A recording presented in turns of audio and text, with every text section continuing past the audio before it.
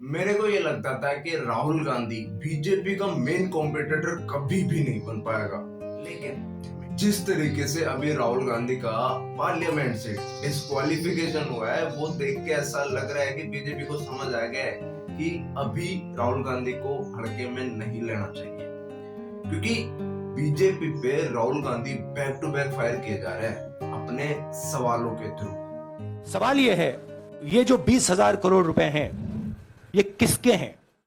Up to 2 years, you will be disqualified. Rahul Gandhi could immediately be disqualified. Whether this is a case of a disqualification of an MP. The speed, the activity with which the Lok Sabha Secretariat moved to disqualify Rahul Gandhi, have they done the right? Look, please understand why I've been disqualified.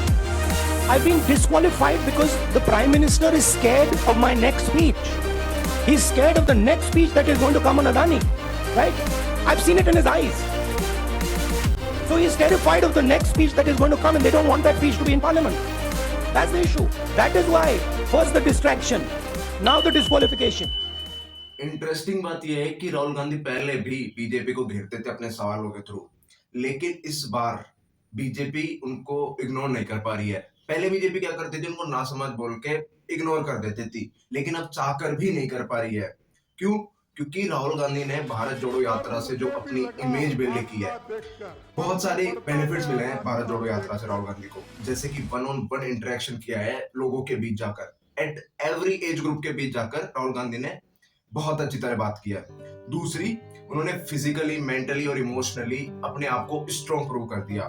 तीसरा एक ऐसा benefit था जो बहुत ही काम आ रहा है राहुल गांधी को।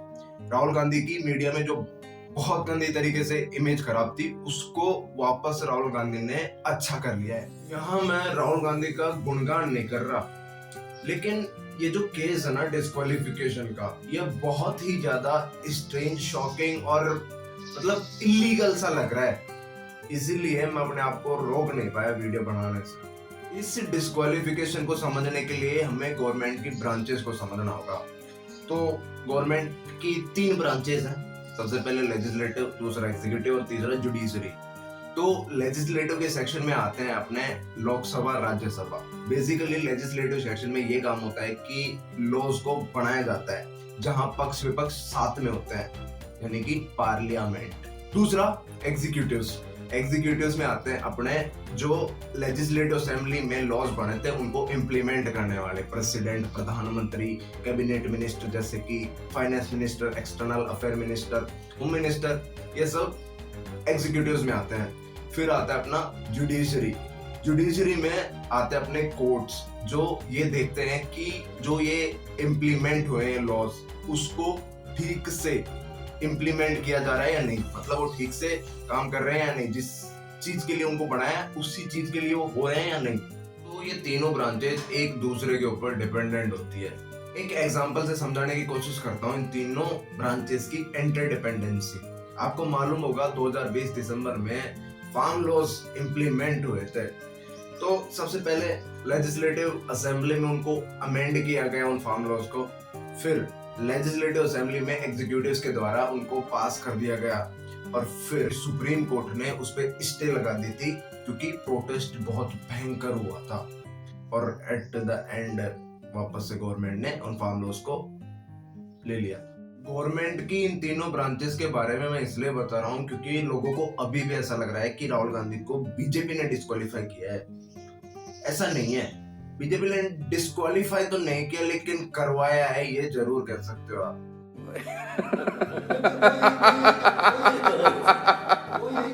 भले ही लॉज को इम्प्लीमेंट करने का काम एग्जीक्यूटिव्स का हो, लेकिन सजा सुनाने का काम कोर्ट करती है। और जिस तरीके से एग्जीक्यूटिव्स ने इस इलीगल केस को लीगल किया है, भाई साहब, पहले इस केस को जान लेते हैं थोड़ा सा, फिर बाद में ये भी देखेंगे कि ये इलीगल सा क्यों मालूम पड़ रहा है। तो द हिंदू ने अपने एक आर्टिकल में टाइमलाइन रिलीज की थी राहुल गांधी के डिस्क्वालिफिकेशन को लेकर। 2019 13 अप्रैल इलेक्शंस का टाइम चल रहा था। राहुल गांधी ने एक स्पीच दी जिसमें उसने कहा ललित मोदी, नीरव मोदी, मेहुल चोकसी, विजय माल्या और नरेंद्र मोदी ये सब चोर हैं, और आखिरी में ये भी बोला कि ये सारे चोर मोदी के नाम से ही खत्म किए होते हैं। के नाम, इन सब चोरों के नाम मोदी मोदी मोदी कैसे हैं? नीरव मोदी, ललित मोदी, नरेंद्र मोदी, और अभी थोड़ा ढूंढेंगे तो और बहुत सारे मोदी निकलेंगे। फिर 16 अप्रैल 2019 के दिन बीजेपी गुजरात के एक बीजेपी एमएलए ने राहुल गांधी पे केस ठोक दिया, ये बोल के कि इन्होंने पूरी मोदी कम्युनिटी को डिफेम किया है। 2 मई 2019 के दिन सूरत कोर्ट ने राहुल गांधी को नोटिस इशू किया कोर्ट में अपीयर होने के लिए। फिर 10 अक्टूबर 2019 के दिन राहुल गांधी कोर्ट में अपीयर होता है और कहते हैं कि मैं निर्दोष हूं। राहुल गांधी की अगली सुनवाई 2 साल बाद हुई, 19 अक्टूबर 2021 के दिन। इस दिन राहुल गांधी कोर्ट जाते हैं और अपनी स्टेटमेंट रिकॉर्ड करवाते हैं। फिर मार्च 7, 2022 के दिन गुजरात हाई कोर्ट ने राहुल गांधी के ट्रायल्स पे स्टे लगा दिया। स्टे लगा देने का मतलब होता है टेम्पररी रोक लगा देना। 1 साल बाद 23 मार्च 2023 यानी कि कुछ दिन पहले गुजरात हाई कोर्ट के जज एच वर्मा ने एक डिसीजन दिया कि राहुल गांधी ने पूरी मोदी कम्युनिटी को डिफेम किया है, इसीलिए उनको क्रिमिनल डेफेमेशन के तहत 2 साल की सजा सुनाई जाती है। ऐसा करने के बाद 24 तारीख को गांधी को एक और नोटिफिकेशन मिलता है कि उनको पार्लियामेंट की सीट से डिस्क्वालीफाई किया जाता है। 4 साल के टाइमलाइन में 23 मार्च 2023 से पहले किसी ने सोचा नहीं था कि राहुल गांधी का एंड इस तरीके से होगा। डिस्क्वालिफिकेशन के इस केस में बहुत से लूप होल्स हैं जो इस केस को इलीगल बता सकते हैं। तो अब हम उन लूप होल्स को देखेंगे वन बाय वन। बीजेपी ने कहा कि राहुल गांधी की इस स्टेटमेंट ने पूरी की पूरी ओबीसी कम्युनिटी को डिफेम किया है और इसी वजह से राहुल गांधी को 2 साल की जेल हुई है। इस बात पर राजस्थान के चीफ मिनिस्टर अशोक गहलोत कहते हैं कि मैं खुद ओबीसी वाली कम्युनिटी का हूँ, राजस्थान का चीफ मिनिस्टर हूँ, छत्तीसगढ़ के सीएम भूपेश बघेल ओबीसी से हैं और आपको क्या प्रूफ चाहिए और क्या बड़ा प्रूफ चाहिए आपको कि राहुल गांधी और कांग्रेस ओबीसी के अगेंस्ट नहीं है। और ऐसा बोलकर उन्होंने इस बीजेपी की इस स्टेटमेंट को बेसलेस बोल दिया।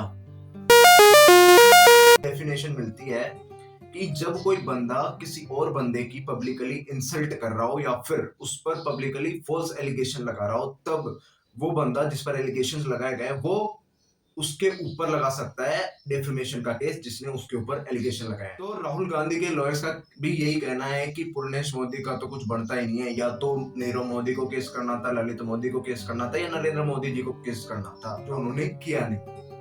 अगर मानहानि का मुकदमा होना चाहिए तो इन्हीं लोगों को आगे आना चाहिए। तो नीरव मोदी तो मुकदमा नहीं किया, ललित मोदी ने तो नहीं किया, तो मुकदमा किया किसने? चलो मान लेते हैं राहुल गांधी ने नीरव मोदी, ललित मोदी, नरेंद्र मोदी, पूर्णेश मोदी, इन सभी को डिफेम किया है, मोदी कम्युनिटी को डिफेम किया है, लेकिन इसको क्रिमिनल डेफेमेशन की कैटेगरी में रख देना इज नॉट सो वैलिड। क्यों? क्योंकि क्रिमिनल डेफेमेशन कैटेगरी में मर्डर, किडनैपिंग या फिर स्कैम जैसी चीजें आती है जो कि राहुल गांधी ने नहीं की। ये सिविल डेफेमेशन केस के अंडर आएगा।